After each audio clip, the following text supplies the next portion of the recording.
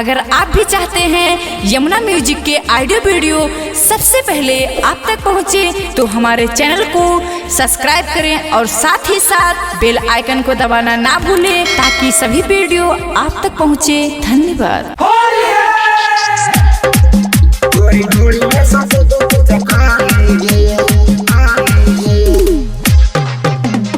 माँ Vaishno recording studio Delhi.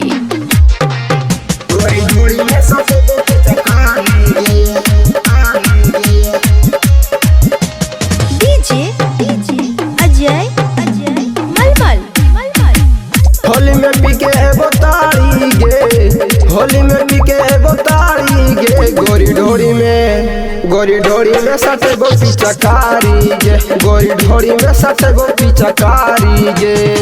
Holi में पीके एगो तारी गे, होली में पीके एगो तारी गे, गोरी ढोरी में सटे गो पिचकारी गे, गोरी ढोरी में सटे गो पिचकारी गे।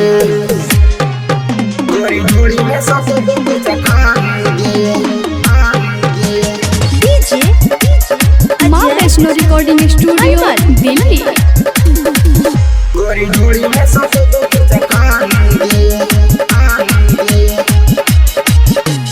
देसी दारू पी के हम छियो मतंगे, देवो चढ़ाई तोरो दहिया के जंगे। देसी दारू पी के हम छियो मतंगे, देवो चढ़ाई तोरो दहिया के जंगे।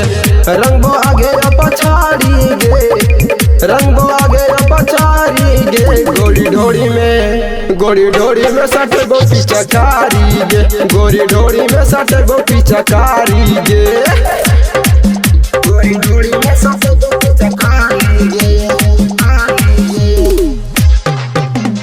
माँ वैष्णो रिकॉर्डिंग स्टूडियो दिल्ली।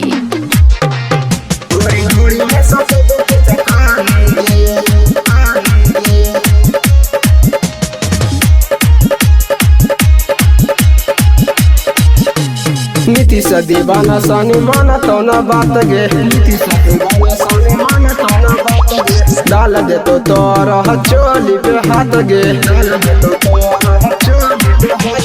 नीतीश बिहारी मानिस माना तो ना बात गे, डाल दे तो तोरा चोली पे हाथ गे।